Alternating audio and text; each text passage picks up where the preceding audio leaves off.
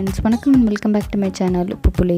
இன்றைக்கி நம்ம ஒரு நான்வெஜ் ரெசிபி பார்க்க போகிறோம். மட்டனில் எப்படி ரசம் வைக்கிறதுன்னு தான் பார்க்க போகிறோம்.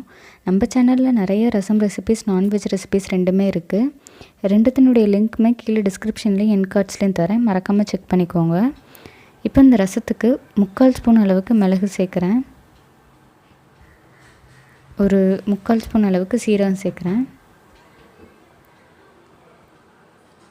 2 சின்ன வெங்காயம் சேர்க்குறேன் இந்த மாதிரி கட் பண்ணி, 2 பச்சை மிளகாய் சேர்க்குறேன். இந்த மாதிரி கிள்ளி சேர்த்தா தான் உங்களுக்கு இடிக்கிறதுக்கு ஈஸியாக இருக்கும். ஒரு 4 பல் அளவுக்கு பூண்டு எடுத்திருக்கேன், அப்படியே தோலோடவே சேர்க்குறேன். கொஞ்சமாக கொத்தமல்லி சேர்க்குறேன். இதில் கொத்தமல்லியோட இந்த ஸ்டெம் இருந்தால் கூட அதை கூட சேர்த்துக்கலாம் நீங்கள். இப்போ இதை நல்லா இடிச்சுக்கிறேன்.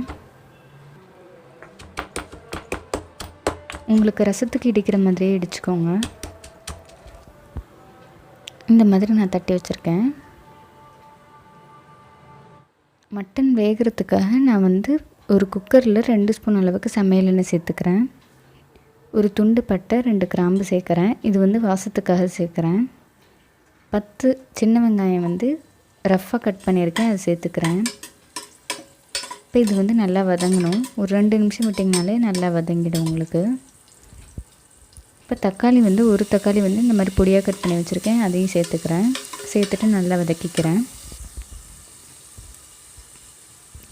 மட்டன் நான் 1/4 கிலோ போல் எடுத்திருக்கேன். அதில் இந்த மாதிரி கொழுப்பு, போன் இந்த மாதிரி இருந்துச்சுன்னா அதெல்லாம் நிறையா சேர்த்துக்கோங்க. அதுதான் இந்த ரசத்துக்கு நல்ல டேஸ்ட்டு கொடுக்கும்.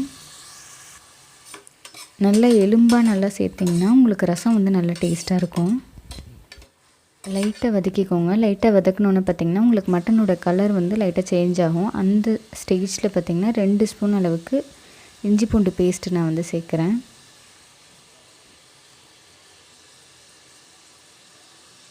இப்போ இஞ்சி பூண்டோட பச்சை வடையெல்லாம் போகிறதுக்காக ஒரு 2 நிமிஷம் போல் நல்லா வதக்குறேன். நான் இங்கே 2 கப் அளவுக்கு தண்ணி சேர்க்குறேன்.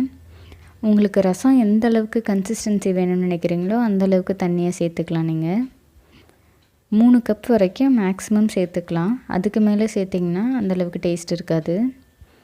இது இப்போ லைட்டாக கலந்துட்டு இதில் ஒரு 1/4 ஸ்பூன் அளவுக்கு மஞ்சள்தூள் சேர்க்குறேன். உப்பு இதுக்கு தேவையான அளவு சேர்க்குறேன். 1 ஸ்பூன் அளவுக்கு கல்லுப்பு சேர்க்குறேன். கொஞ்சமாக கொத்தமல்லி சேர்க்குறேன்.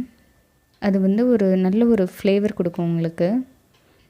சேர்த்து குக்கரில் வச்சு நீங்கள் சமைக்கும்போது நல்ல ஃப்ளேவராக இருக்கும். இப்போ இது நல்ல ஒரு கொதி வந்தோடனே இதை மூடி போட்டு மட்டனை நான் வேக விடுறேன். உங்களுக்கு உங்களுடைய குக்கரில் எத்தனை விசில் வச்சா மட்டன் வேகுமோ அத்தனை விசில்ஸ் வச்சுக்கோங்க. நான் இங்கே 8 விசில் வைக்கிறேன். இது போன் இருக்கிறதுனால உங்களுக்கு கரைஞ்சி போக வாய்ப்பு இல்லை, அதனால் நான் 8 விசில் கிட்ட வைக்கிறேன். உங்கள் குக்கருக்கு எந்த அளவுக்கு விசில் வச்சா வேகுமோ அந்த அளவுக்கு வச்சுக்கோங்க. கூட போனாலும் ஒன்றும் பிரச்சனை இல்லை, கூட ஒரு 2 விசில் விட்டு கூட இறக்கிக்கலாம்.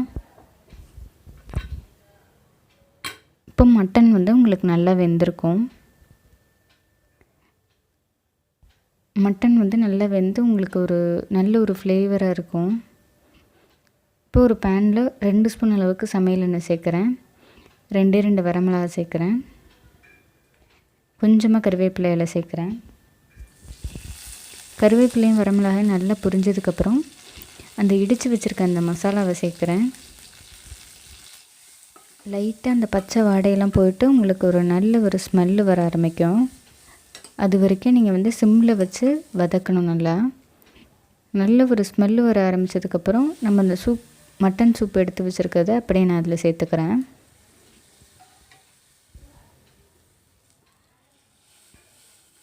எல்லாத்தையும் நல்லா சேர்த்துட்டு இது உங்களுக்கு ஒரு 2லேருந்து 3 நிமிஷம் வரைக்கும் நல்லா கொதிக்கணும். கொதிச்சா தான் அந்த நம்ம தட்டி வச்சுருக்க அந்த மசாலா எல்லாம் இதில் இறங்கும். நல்ல ஒரு கொதி வரணும். நல்ல ஒரு கொதி வந்தோடனே கொஞ்சமாக கொத்தமல்லி இலையை சேர்த்து இறக்கிடுறேன். ரசத்துக்கு பார்த்திங்கன்னா உப்பு கொஞ்சம் கூட இருக்கணும். செக் பண்ணிக்கோங்க இந்த ஸ்டேஜில் உப்பு கொஞ்சம் கூட இருக்கான்னு. இப்போ அடுப்பை ஆஃப் பண்ணிவிட்டு நான் கொஞ்சமாக லெமன் ஜூஸ் சேர்க்குறேன். லெமன் ஜூஸ் மட்டும் அடுப்பை ஆஃப் பண்ணிவிட்டு சேருங்க, இல்லைன்னா கசக்கிற மாதிரி இருக்கும் உங்களுக்கு. ஆஃப் பண்ணிட்டு கடைசியாக சேர்க்குறேன். ஒரு 1 ஸ்பூன் அளவுக்கு லெமன் ஜூஸ் சேர்க்குறேன். லெமன் ஜூஸ் சேர்க்குறதுனால உங்களுக்கு ரசம் வந்து லைட்டாக புளிப்பாக நல்ல டேஸ்ட்டாக இருக்கும். அவ்வளோதான், நம்ம மட்டன் ரசம் சூப்பராக ரெடி ஆகிடுச்சு. நீங்களும் இந்த ரெசிபியை ட்ரை பண்ணி பார்த்துட்டு எப்படி இருந்ததுன்னு மறக்காமல் கமெண்ட் பண்ணுங்கள். Meet you all in the next video. Until then bye bye from me. என்னோட சேனல் பிடிச்சிருந்தா மறக்காமல் சப்ஸ்கிரைப் பண்ணிவிட்டு பக்கத்தில் இருக்க பெல் ஐக்கானை கிளிக் பண்ணிக்கோங்க. அப்போ தான் நான் ஒரு வாட்டியும் வீடியோஸ் போட்டேன்னா உங்களுக்கு நோட்டிஃபிகேஷனில் வரும்.